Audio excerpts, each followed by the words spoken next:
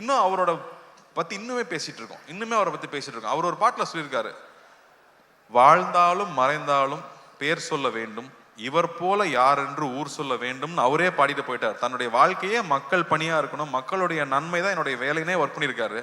அதுக்கு முத்தாய்ப்பா நம்மளோட சென்னை சென்ட்ரல் ஸ்டேஷனுக்கு அவரோட பேரை வச்சிருக்காங்க. புரட்சி தலைவர் doctor MGR Chennai central station பேரு. ஒரு நாளைக்கு கிட்டத்தட்ட 400 ட்ரெயின் இங்கிருந்து கிளம்புது.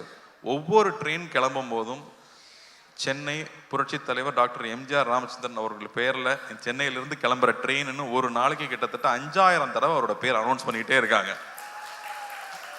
அப்படி வாழ்றதுன்னா அப்படி எப்பேற்பட்ட வாழ்க்கையா இருக்கும், அவர் எப்பேற்பட்ட மனிதரா இருக்கும். அவரை நம்ம இங்க கொண்டு வந்து சேர்க்கணுங்கிறது சாதாரண விஷயம் இல்லை. ஸோ தொடர்ந்து அவர் படங்களையே பார்க்கறது, இன்ஃபேக்ட் சிலம்பம் கிளாஸ்லாம் போய் ரொம்ப நாள் ஆயிடுச்சு. நான் தெரிஞ்சு இந்த ஷூட்டிங் டைம்ல காலையில 1 hour ஈவினிங் 1 hour ஷூட்டிங் போயிட்டு வந்துட்டு முன்னாடியும் கண்டினியூஸா ஒரு 1 month ப்ராக்டிஸ் பண்ணேன்.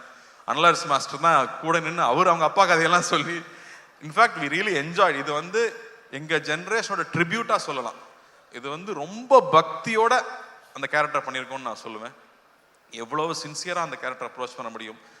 இந்த படம் பார்க்கும்போது அவருக்கும் அவருடைய ரத்தத்தின் ரத்தமான ரசிகர்களுக்கும் என்ன உறவு இருந்துச்சு அப்படின்னு நீங்க கொஞ்சம் புரிஞ்சுட்டீங்கனாலே நாங்க பெரிய சக்சஸ் நம்புவேன். இதுல அவ்வளோ என்டர்டெயின்மெண்ட் இருக்கு, அவ்வளோ ஜாலி இருக்கு. அதை தாண்டி அந்த அற்புதமான ஒரு ரசிகனுக்கும் அவனுடைய ஒரு தலைவனுக்கும் இருக்கிற உறவு இருக்குல்ல, அன்கண்டிஷனல் உறவு இல்லை. நீங்க எங்களுக்கு கொடுக்குற அன்பு வந்து அன்கண்டிஷனல் அன்பு. எதுவுமே எதிர்பார்க்கல, நான் உன்னை பார்த்தா போதும், நான் உன்னை பத்தி பேசினா போதும்னு நீங்க இருக்கீங்கல்ல, அதுக்கு நான் இவ்வளவு கோடி கொடுத்துட முடியும், அந்த அன்புக்கு எவ்வளவு கோடி கொடுத்துட முடியும்.